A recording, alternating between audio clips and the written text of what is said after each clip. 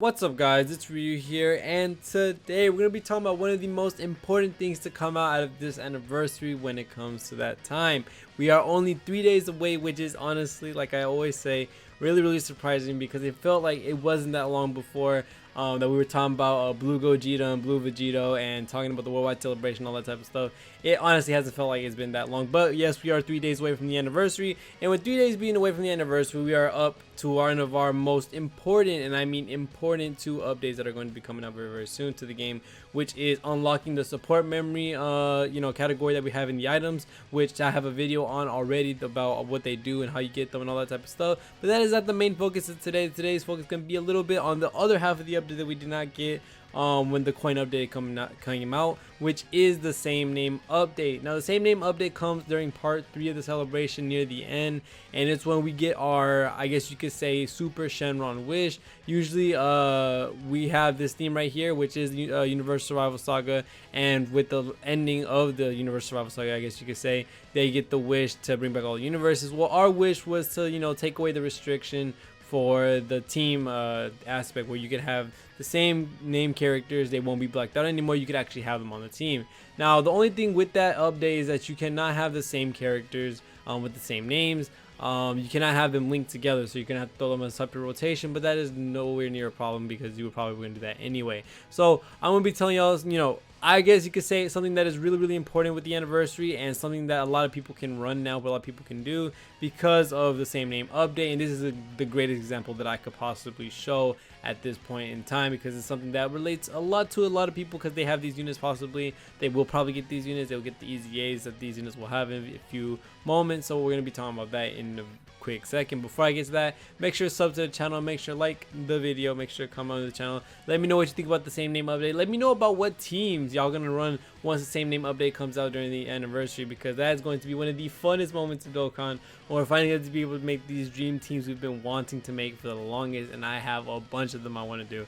So let me know which teams you're really excited to do, to use on some events, and use on any other style events, because I cannot wait to see what y'all come up with, because I might steal one of y'all teams and use them for myself. I don't know, we'll see, but I have a lot of teams I want to try out myself, because holy crap, that's going to be fun. But this is like a good example of the same name update system of the Goku Ultra Instinct sign. There's 3 different versions of this. Of course, some people would rather say that Strength LR UI Goku was the best at this time, and was the best UI Goku to date until the easy A's for the Int UI and the physical one. Now, with those 2 getting easy A's and this LR being as amazing as it is, what would be the reason to one or the other? Well, we can look at each kit very closely to see which ones would be better in certain situations. Now for the Goku, nothing really changes except that he gets 160% on Realm of Gods, and he's also 100 stat lead with Key +3. He now raises attack and defense with his Extreme Z Awakening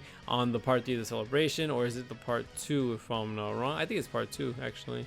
Yep, part 2 celebration, that's when we get that Goku. We get that Goku Easy A. So we get raised attack and defense, and we also get attack and defense 150%, which is really good, because with his stat boost is going to help a lot. And then when he goes UI Goku, of course, after he is below 50%, he will get Ki +3, attack 200%, and defense 100%, a great chance of evading enemies attack, which is a 70% chance, and then disables enemy guard and evades enemies attack for 1 turn after awakening.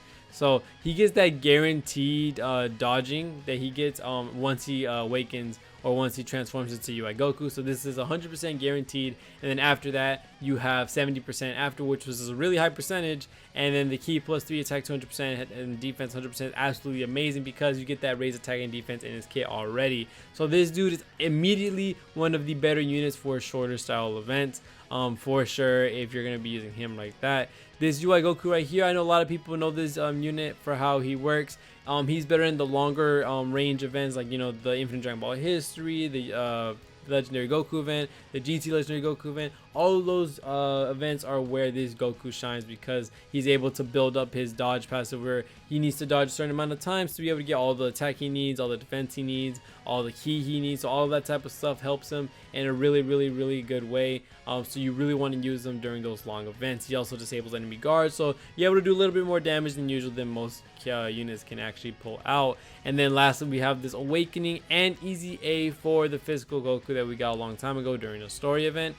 He gets Universal Survival Saga Key +3 and Stats 77%, and then Physical type Key +3 and Stats 50%. He also raises attack and defense, which makes his Goku absolutely amazing as well. But he becomes one of the better units to run when it comes to running them on a Universal Survival Saga or Episode View 17, because not only does he raise his attack and defense, he also has attack and defense 120% and Universal Survival Saga category allies Key +3 and attack and defense 30%.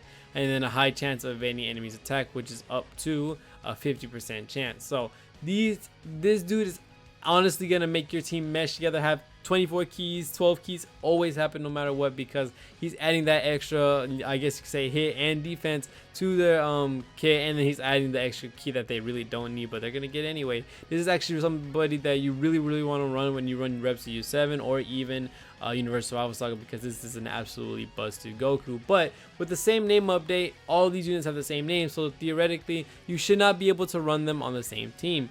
But with the same name update, you will be able to run not only the Int UI Goku, the Strength UI Goku, and also the Physical UI Goku. The only thing is that you cannot have them touching or next to each other on a rotation, because they will not link together no matter what. Any unit you have that has the same name will not link together if they are on the same team. So you want to separate them into rotations, or you might want to separate them off rotation. Like you could have the Int UI Goku and the Strength UI Goku on 2 separate rotations in the first slot, and then you can have him as a floater because he'll always be in the 3rd slot. So that means everyone still gets the key they need, everyone still gets the links that they need to have when it comes around to them being on the team. So you could have, you know, the best longer event unit in the game, the shorter event unit in the game, and then you can have the support from this UI Goku as well. Of course, you're going to want to run other units like the AGL UI Goku that we're going to get very soon, you know, all the new Part 2 LRs, all that type of stuff, the Master Roshi. Of course, I'm just saying that this is a good example of what you could run and why you would want to run them, because stuff like that where each one has their different purpose, each one can help a lot in certain situations.